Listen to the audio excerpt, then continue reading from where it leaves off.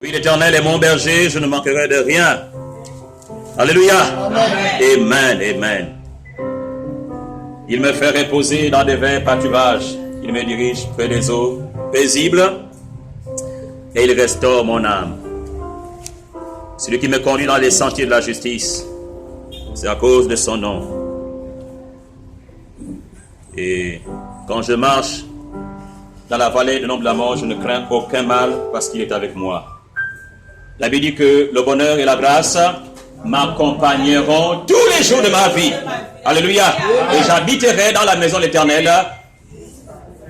jusqu'à la fin de mes jours. Ça, c'est la déclaration d'un homme de foi. Un homme de foi. Et il pouvait déclarer ce qu'il croyait dans le Seigneur.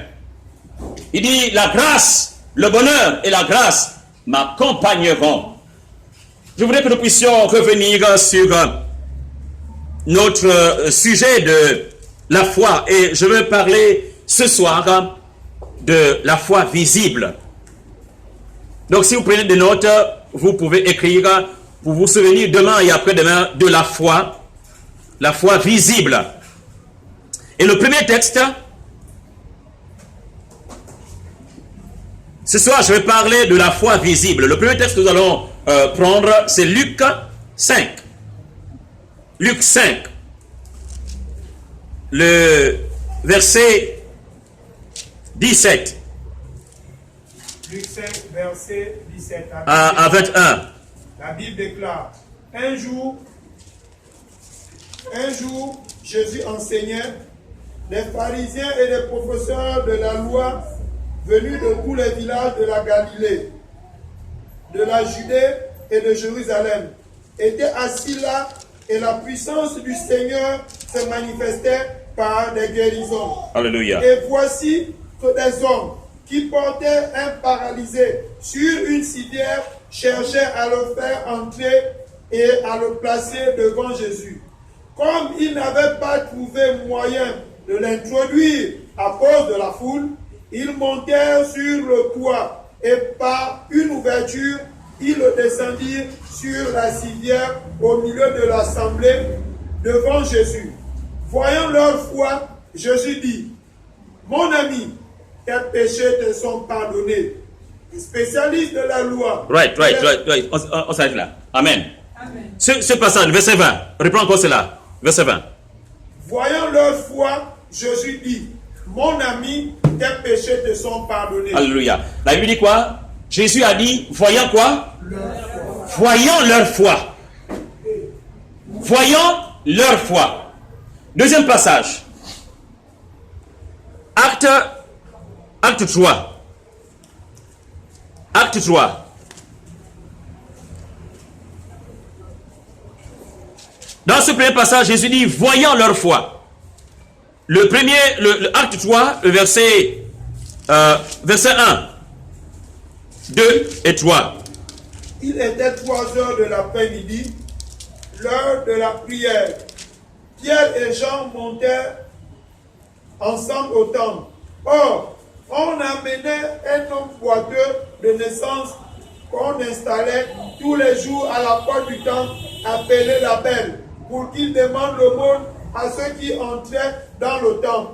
Voyant Pierre et Jean sur le point d'y entrer, cet homme leur demanda l'aumône. Verset 4. Pierre, accompagné de Jean, fixant les yeux sur lui et dit, « Regarde-nous. » Il les regardait. Ok, wait. Pierre, la Bible dit quoi ici? Pierre, de même que Jean, fixa les yeux sur lui et dit, regarde-nous. Pierre et Jean, Pierre dit, regarde-nous. Et en voyant un peu cette histoire, ce des histoires, nous allons continuer avec d'autres textes. La Bible dit que les 4 frères, les 4 amis ont pris celui qui était paralysé et ne pouvant avoir la place parce que la maison était entourée. Ils ont transpercé le toit et ils ont fait descendre le paralytique.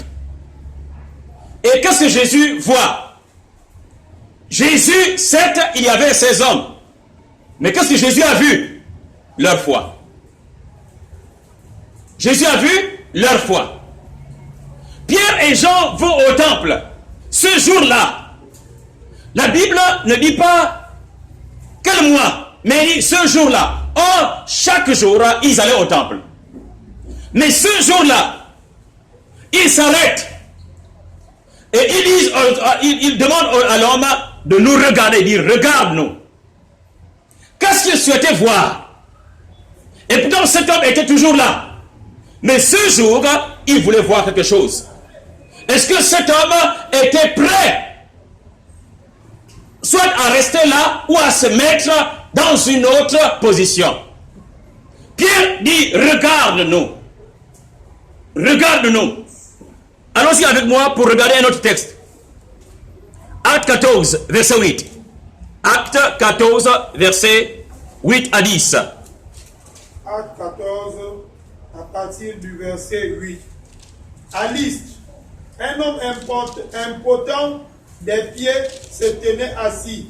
Il était infirme de naissance et n'avait jamais marché. Il écoutait Paul parler.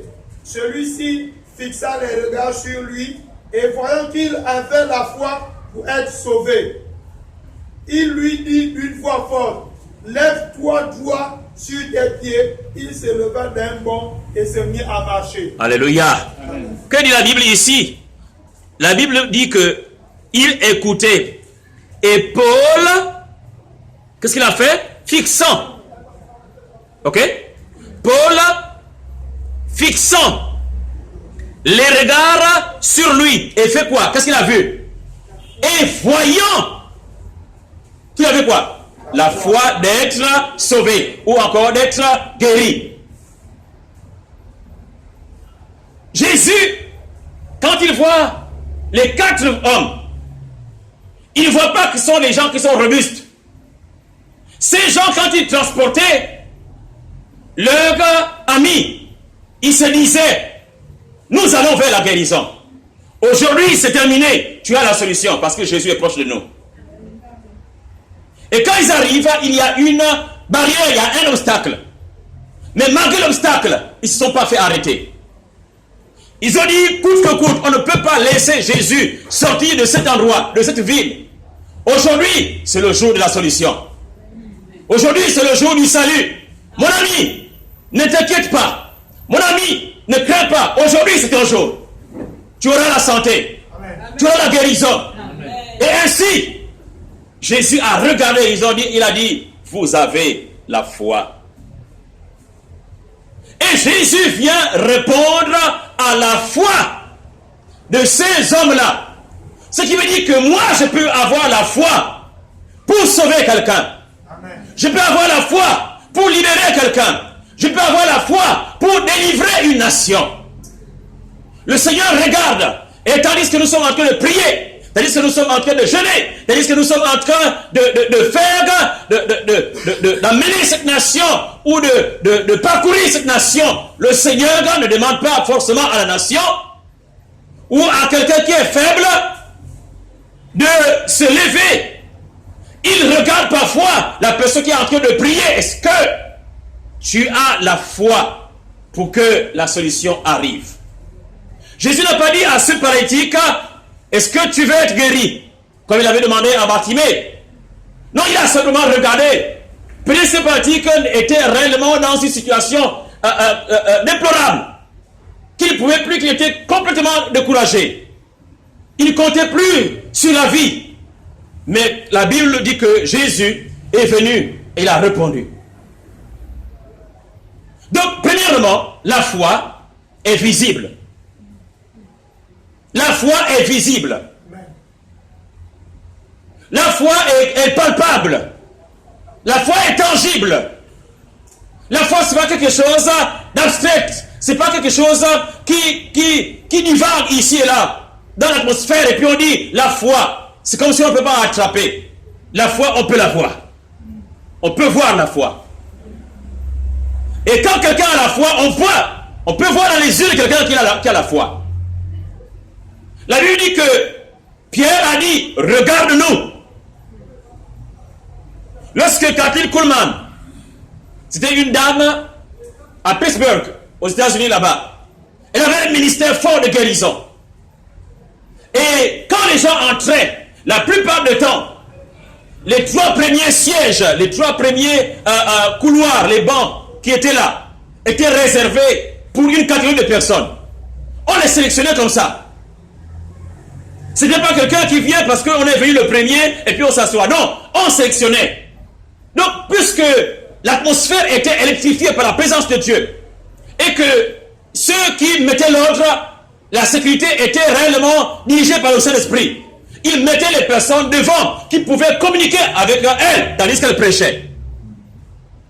Parce que la foi se voit. Parce que l'incrédulité aussi se voit. Quand quelqu'un est là, parfois il te regarde, tu vois que la personne là ne croit pas. Il ne croit pas à ton message, il ne croit pas à toi, il ne croit pas à ce que tu es en train de faire. Mais il y a certaines personnes, quand vous les regardez, vous voyez qu'ils ont la foi d'aller plus loin. Alléluia. Et la Bible nous parle ici, Pierre a dit, regarde-nous. Vous voyez, il cherchait quelque chose ce jour-là. Il ne voulait pas juste dire, maintenant sois guéri, non. Ils ont voulu que cet homme-là puisse les regarder. Il le détectait. Et ils sont rentrés dans le monde spirituel. C'est comme s'ils visionnaient. C'est comme s'ils regardaient au-delà de ce que l'homme se présentait. Il voulait voir quelque chose au-delà. Donc au-delà de la chair, au-delà de ce que nous sommes, la Bible dit que nous marchons non par la vue mais par la foi. Nous marchons par la foi. Et c'est la foi qui a la capacité de transcender. C'est la foi qui a la capacité d'aller au-delà des obstacles. C'est la foi qui a la capacité d'aller au-delà des limites. Amen. La foi. Donc quand quelqu'un marche sous la direction du Saint-Esprit, quand quelqu'un a la foi, parfois il y a des choses qui ne peuvent l'arrêter. Là où certains disent, non, je ne peux pas. Lui il dit non, moi je vois une opportunité. Je vois que le chemin est ouvert. Pourquoi? Parce qu'il ne voit pas, il ne regarde pas par les yeux. Ces yeux physiques nous trompent, les yeux physiques nous trompent souvent. Et si on se met à regarder et à considérer ce que nous avons physiquement, croyez-moi, nous n'allons rien faire. Nous n'allons rien faire. Mais nous voyons ici, Pierre dit, regarde-nous. Paul dit, fixant les yeux, fixant les regards, qu'est-ce qu'il a vu? Il a vu cet homme qu'il était là. La Bible dit qu'il était impotent des pieds. Depuis fort longtemps, depuis sa naissance, il me semble. Il était impotent des pieds, c'est-à-dire qu'il ne marchait pas. Depuis qu'il est né. Mais il voit Paul, il écoute Paul. Paul prêche la parole. Et tout à coup, quand Paul se retourne, il voit quelqu'un. C'est comme si la foi de cet homme et la foi de Paul étaient maintenant en communication. Paul fixe les regards. Quand il dit fixer les regards, ce n'est pas juste qu'il regarde, qu'il fait un coup d'œil. Non, quand il le voit, il fixe le regard. Il le regarde. Et qu'est-ce qu'il voit? Il voit que cet homme dit, je suis guéri. Il dit, je suis guéri aujourd'hui. Dis seulement quelque chose.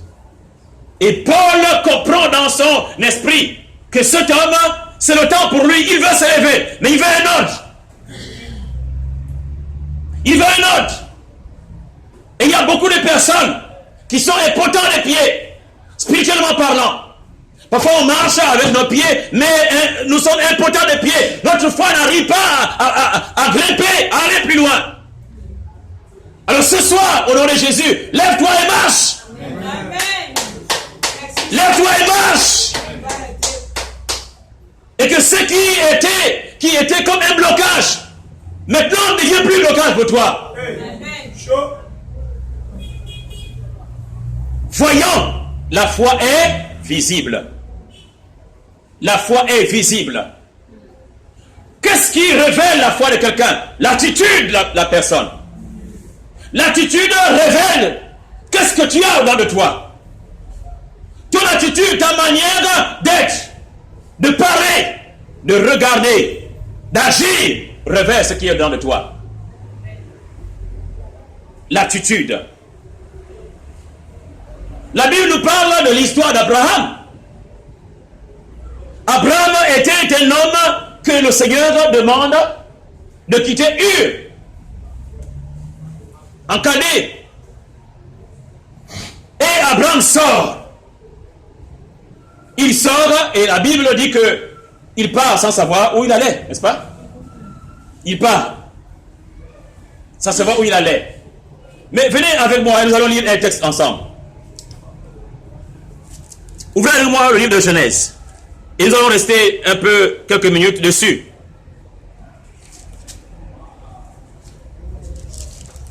Genèse au chapitre 13. Mon lecteur, je vais lire parce que nous allons aller doucement. Chapitre 13, vous êtes avec moi? Right, verset 14. Verset 14.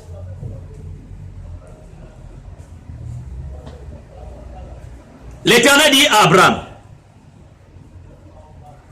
après que l'autre se fut séparé de lui. L'histoire que vous connaissez, parce que vous êtes des biblicistes, nous dit que lorsque Abraham, autrement dit Abraham, est sorti d'Ur en Chaldée, Lot, son neveu, est sorti avec lui. Et allait avec lui. Lorsque Abraham va en Égypte, Lot va en Égypte. Parce qu'il y avait la famille maintenant, là où ils étaient. Lorsqu'ils sont chassés de l'Égypte, Lot quitte aussi l'Égypte avec Abraham. Et la Bible dit que qu'Abraham, en sortant de l'Égypte, est devenu riche. Il avait un grand cheptel de brebis et de ceci, et de serviteurs nombreux. Donc il était devenu un homme riche. Et l'autre côté aussi, l'autre avait aussi un grand cheptel, à tel point que le pays ne pouvait plus contenir les deux hommes.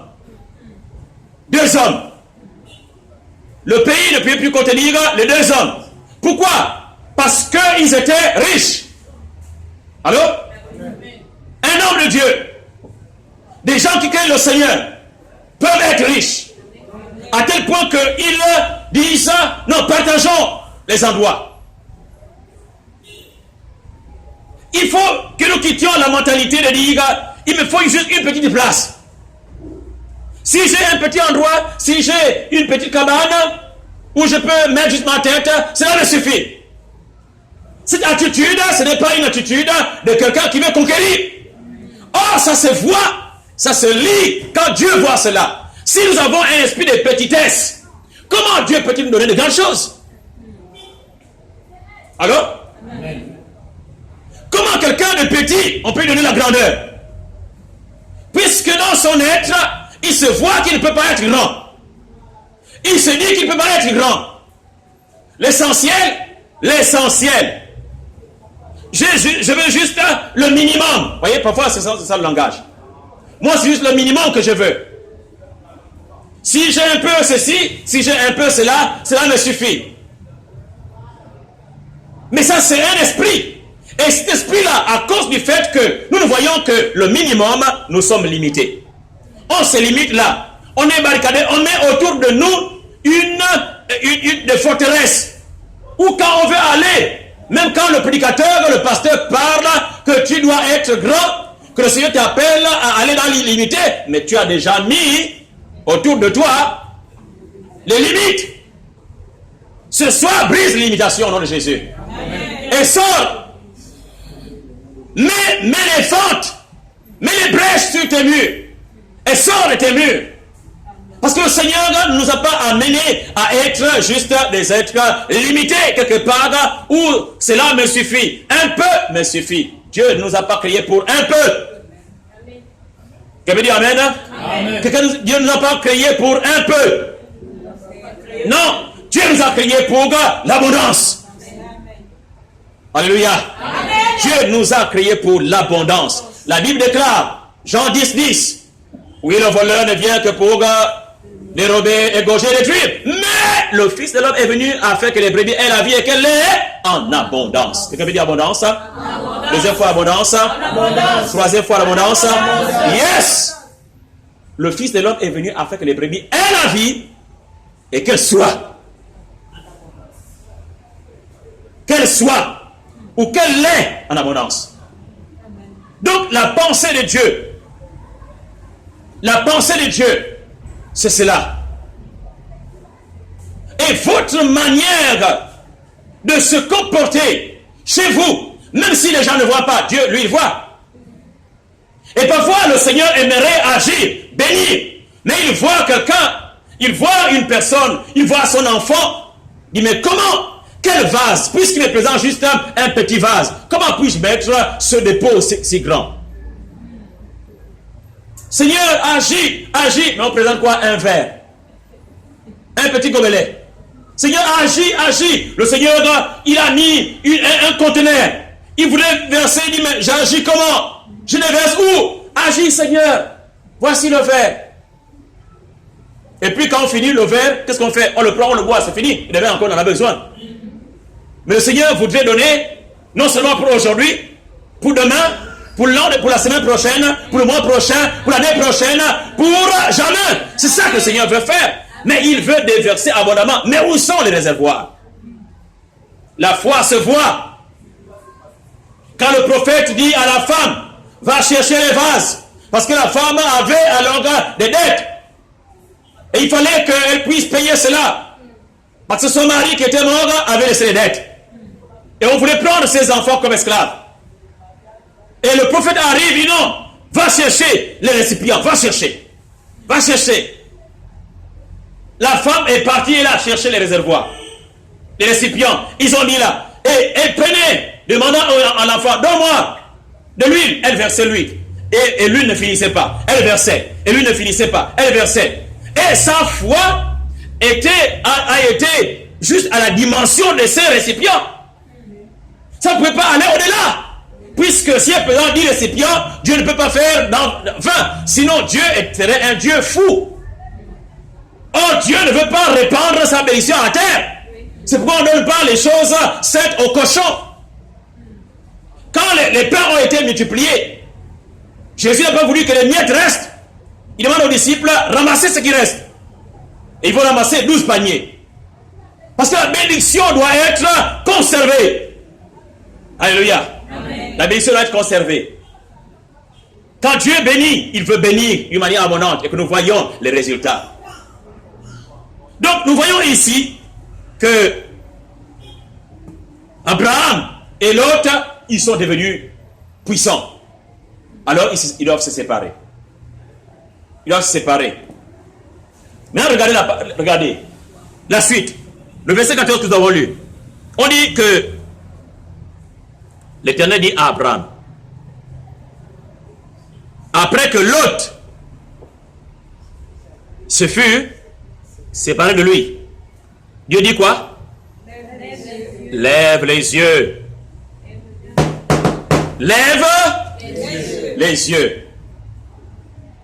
Là encore, les yeux. Hein? Lève les yeux. Jésus a dit quoi? Voyant leur foi. Paul dit, fixant les regards sur lui, voyant la foi. Pierre dit, regarde-nous. Il s'agit là d'aller au-delà de la dimension des yeux naturels. Dieu dit à Abraham, lève les yeux. C'est d'abord un commandement humain. À un être humain. Il dit à un être humain. Ici, quand on regarde de prime abord. Et du lieu où tu es, regarde vers le nord. Et le midi, vers l'Orient et l'Occident. Car tout le pays que tu vois, je le donnerai à toi et à ta postérité pour toujours. Praise God. Tout le pays que tu vois, regarde vers le nord, regarde vers le sud, regarde vers l'ouest, regarde vers l'est. Tout ce que tu vois. je te le donnerai. Et le Seigneur a voulu que Abraham puisse comprendre que Dieu mettait la distance au travers de sa vue. Et que la vue d'Abraham, là où s'est limitée la vue d'Abraham, c'est là où Dieu s'arrêterait. Allô? Là où s'arrête la vue d'Abraham, là où s'arrêtent les limites. Il dit, tout le pays que tu vois, je vais te donner ça. Qu'est-ce que nous voyons? Qu'est-ce que nous voyons? Comment est-ce que nous voyons? Puisque Dieu nous voit. Dieu voit comment nous voyons. Puisque la foi est visible. Allô? Amen. La foi est visible. Donc Dieu nous voit comment? Dieu nous voit. Moi je peux dire, mais Dieu voit. Mais qu'est-ce que nous voyons? Est-ce que nous voyons quelque chose et que quand Dieu nous voit, il voit que nous voyons? Ou est-ce que nous regardons sans voir? Et si nous voyons, quelle est la dimension? Quelle est notre limite? Qu'est-ce que nous voyons? Il dit, regarde. Vous savez, on ne peut pas aller pour posséder sa possession si on ne connaît même pas cette possession. Si on ne voit même pas cette possession. Qu'est-ce que nous voulons? Qu'est-ce que nous voulons? Puisque la foi n'est pas quelque chose, c'est pas une idée. La foi n'est pas une idée. La foi, c'est pas une théologie, c'est pas quelque chose de mystique. La foi, ce n'est pas une conception d'un être quelconque. Mais la foi, c'est l'élément clé, c'est une clé. C'est une clé. Un principe établi par le divin. Que quiconque s'assiera, quiconque marchera, peu importe qui, peu importe, mais quiconque marchera par la foi, cela marchera. Amen. Quiconque. On n'a pas déterminé. On dit quiconque. On dit celui qui croit. Alléluia. Amen. Celui qui croit sera sauvé. Celui qui croit sera béni. C'est lui, on dit c'est lui, juste celui. Donc c'est un principe établi. C'est un principe. Ici, quand nous regardons Abraham, il dit ce que tu vois. Maintenant, la suite de l'histoire, il dit parcours maintenant le pays. Venez avec moi toujours. Verset 17. Lève-toi, parcours le pays,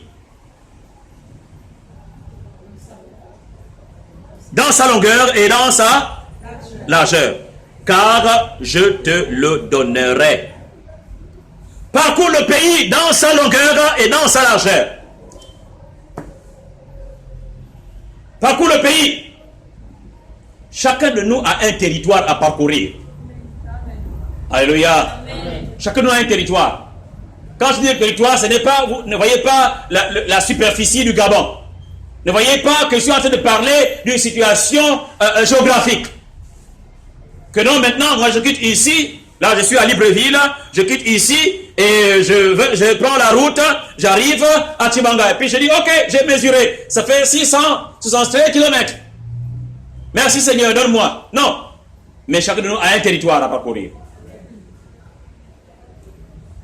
Si vous ne savez pas, si vous n'avez pas encore parcouru votre territoire, vous ne pouvez pas savoir les dimensions qui sont les vôtres. Or, c'est là par la foi. La Bible dit que Moïse, sorti de l'Égypte, voyant comme celui qui était invisible.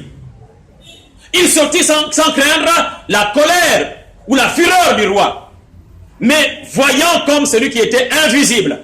C'est-à-dire que Moïse, il y a la colère du roi pour le tuer, mais quand il regarde, il voit quelqu'un qui dit sort.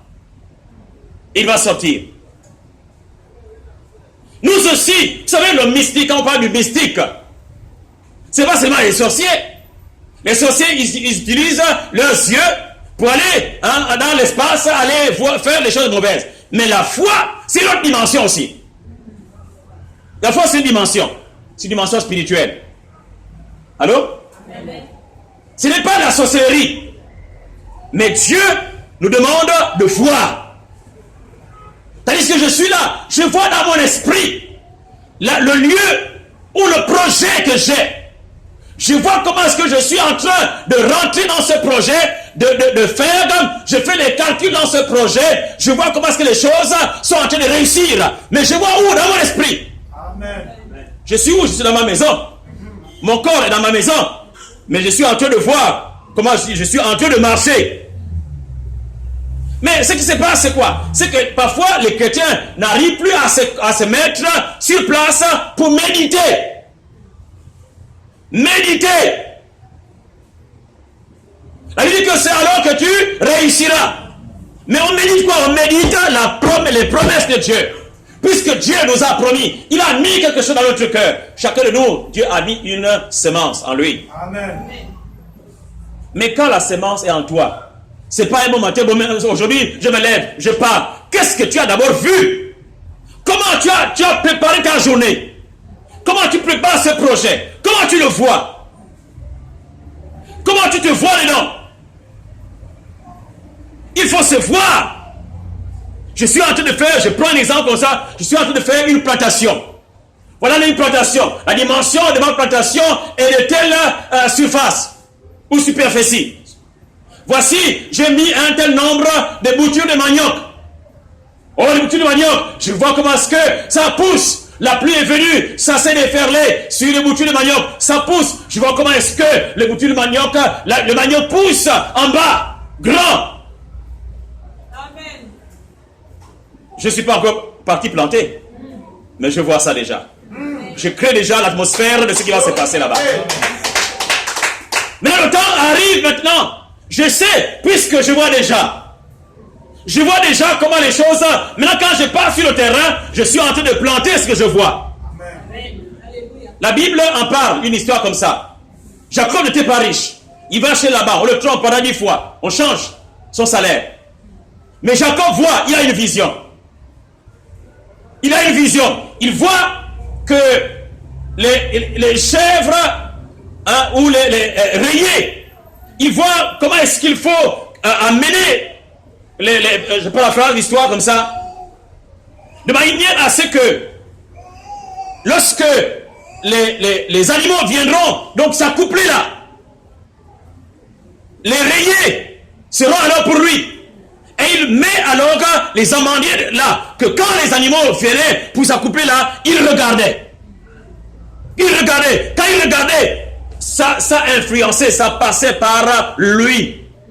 Voyez ça? Ça passait par l'œil. Et ça devenait l'ADN. Et les rayés devenaient maintenant, quand il est venu, après ce nombre de temps, tous les animaux étaient alors rayés. Et il avait eu sa récompense. Pourquoi la vision? Parce qu'il avait vu. Et il a fait ça.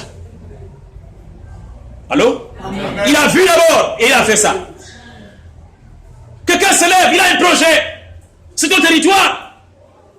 Mais un territoire, il faut alors aller le conquérir. Mais on va le conquérir avec quelles armes? Comment on le voit? Comment on le voit? La Bible dit que voyant, Jésus voyant. Donc ta foi doit être visible. Amen. Jésus voit comment Dieu va bénir quelque chose que moi je ne crois même pas que ça va marcher. Je fais un travail, je pense que ça peut ne pas marcher, hein. Oui, ça peut ne pas marcher, hein. Ça peut ne pas marcher, hein. Donc je vais avec la perspective que ça peut ne pas marcher, hein. Et qu'est-ce qui s'est passé? Le Seigneur te conduit jusqu'où tu crois que ça va marcher, et puis au moment où tu penses que maintenant, là, ça ne peut plus marcher, on stoppe.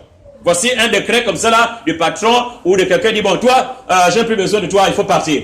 Pourquoi? Parce que quand je me préparais avec, ça peut ne pas marcher. Est-ce qu'on comprend cela? Amen. Donc la foi, c'est quelque chose qui est visible. Visible. Et la foi est une attitude, une manière d'être, une manière de se comporter. Quand quelqu'un a la foi, on voit qu'il a la foi. Son langage le trahit. Il y a le langage qui trahit, c'est quelqu'un qui a la foi. Amen. Mais il faut comprendre qu'il faut se préparer, il faut travailler. Amen. travailler. Et c'est ce principe que le Seigneur est en train de montrer à Moïse, à Abraham. Il dit parcours ce que tu vois, je te donne ça. Donc rêver, ce n'est pas quelque chose de mauvais. Il ne s'agit pas ici des rêves de la nuit. Les rêves de la nuit, quand tu lèves le matin, tu vois que ça s'est estompé, c'est parti. Mais les vrais rêveurs, c'est ceux qui rêvent debout. Amen. Ceux-là, quand ils commencent à rêver, c'est difficile de les arrêter. Parce qu'ils sont là et ils voient. Tu vois les yeux ouverts, mais dans son esprit, il est loin. Il est en train de parler, il est en train d'agir, il est en train d'aller dans tous les coins possibles. Il est en train de voir comment est-ce que les miracles sont en train de s'opérer. Mais c'est dans son esprit que les choses se passent d'abord. Et quand il commence à marcher, il marche que sur les voies que son esprit a déjà vues. Et voyez souvent, quand on a déjà les voies, puisque l'homme c'est l'esprit. Allô? Amen. L'homme c'est l'esprit. L'homme c'est l'esprit. Puisque l'homme c'est l'esprit. Et que quand l'esprit a déjà créé un environnement, le corps ne peut que marcher. Amen. L'esprit a déjà créé la réussite. Le corps ne peut que suivre ce que l'esprit a créé. Mais si l'esprit est négatif, si l'esprit a créé l'atmosphère empoisonnée, je ne sais même pas comment je m'en sortirai. Je ne sais même pas comment les choses vont se passer. J'essaie de faire quelque chose, mais ça ne marche pas, ça ne semble pas marcher. Donc je ne sais pas. Tu crées l'atmosphère. Tu crées un environnement. Et cet environnement, tu continues ainsi, tu n'en sortiras jamais. Il n'y a jamais eu des héros comme ça qui sont sortis sans préparer leur mentalité pour la conquête. Alléluia. C'est important, frères et sœurs. La foi est visible. Votre foi, on doit la voir. La Bible, c'est la démonstration de ce qu'on ne voit pas, n'est-ce pas? Les gens ne voient pas.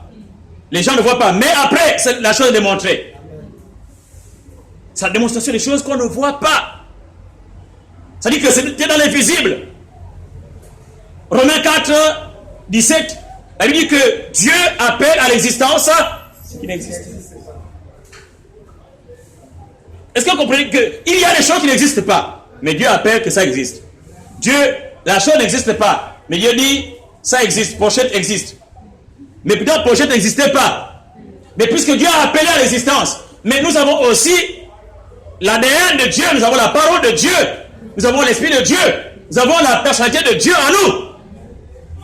Donc nous aussi, nous pouvons dire les mêmes choses. Quand Dieu a dit la lumière soit, il voyait la lumière avant. Hein? Il voyait. Il faut voir. Il faut voir dans ton esprit. Il dit lumière, lumière soit. Et puis tout à coup, il voit la lumière et il contemple, il regarde. Il dit c'est bien, ça c'est bien. Après il commence, il continue. Il sépare. Mais avant de séparer, il voit comment est-ce que le ciel et puis la terre, mais comment est-ce que l'eau, voyez l'eau, il voit comment est-ce que l'eau se forme. De l'eau, il voit l'eau se former. Mais c'est d'abord en lui, il voit l'eau se forme dans son esprit. L'eau là devient alors sec. Poup, ça apparaît. Et puis après, il prend. Enfin, il a coupé l'eau. Et puis l'autre partie, il a dit non, l'autre partie là, c'est en haut. Et quand il regarde, mais c'est dans son esprit. Maintenant après, il parle. Il dit que le sec paraisse. Et après le sec, il a déjà vu dans son esprit avant de parler. Et c'est le même principe qu'il veut nous enseigner. C'est le même principe qu'il veut que ses enfants puissent avoir. Même principe. Même principe. Parce que Dieu ne veut pas être différent de nous. Dieu veut avoir des compagnons qui exercent l'œuvre comme lui. Puisque nous sommes les gens de son royaume. Quelqu'un me dit royaume? Royaume. Nous sommes les gens de son royaume. Amen. Et il veut que nous puissions exercer la dignité. Le règne de son royaume sur cette terre. sur cette sphère. Parcours. Le psalmiste disait, c'est là le psaume 2, il dit, demande-moi. Ça c'est Dieu qui parle. Demande-moi et je te donnerai les nations pour héritage. Et les extrémités de la terre pour possession. C'est Dieu qui dit, demande-moi et moi je vais te donner les nations pour héritage. Quelle nation nous demandons?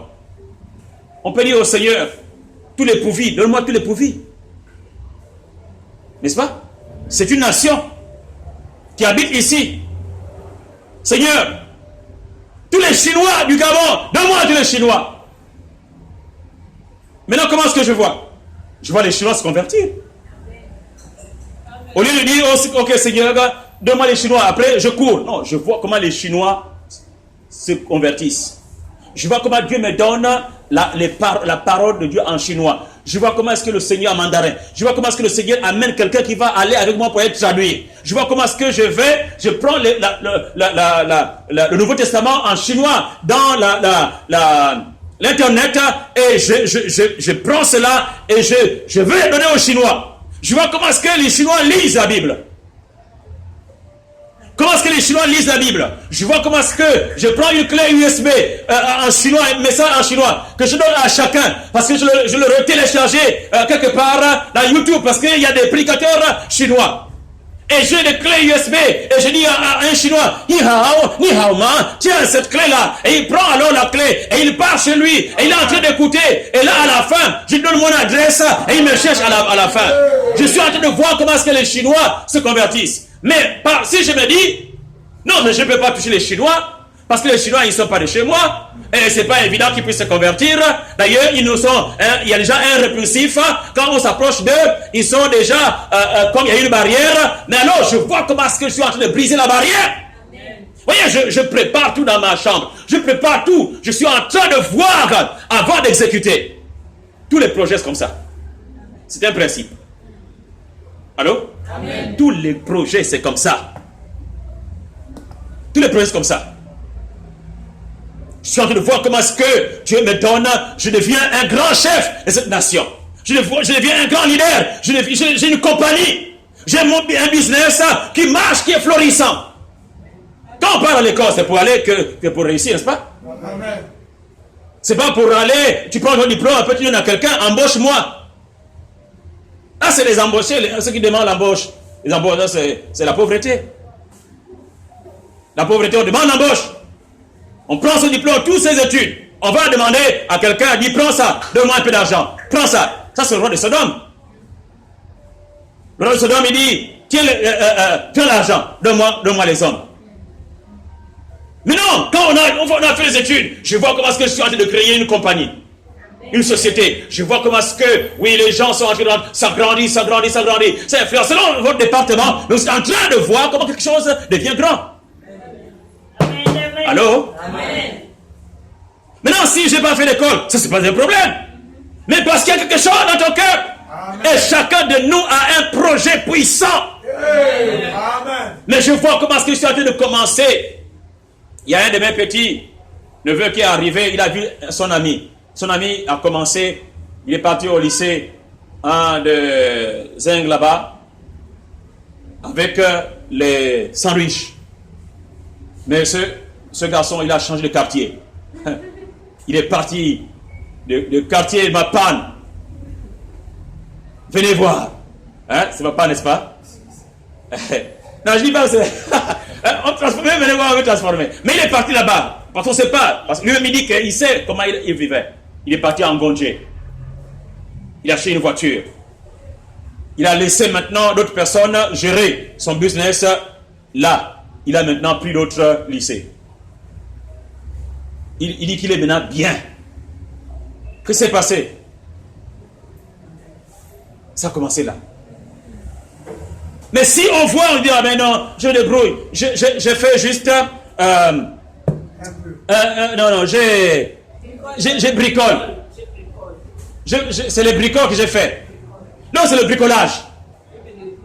C'est le débrouillardise. Non, je me débrouille. je bricole. Donc on ne voit pas que ça, je peux grandir avec, je peux réellement m'épanouir et à partir de là, aller plus loin. Amen. Mais si on commence à voir qu'on ne minimise pas, on ne minimise jamais les faibles commencements. Parce que Dieu est celui qui prend la mesure pour le cordon pour mesurer. On ne minimise pas. Si toi si tu te minimises, Dieu, qu'est-ce qu'il va faire? Alléluia. Amen. Mais si tu te vois en train d'aller, de commencer, mais c'est petit, mais de grandir, Dieu dit voilà, je les verse. Au fur et à mesure que tu grandis, tu vois, Dieu dit je les verse. Tu vois, je les verse.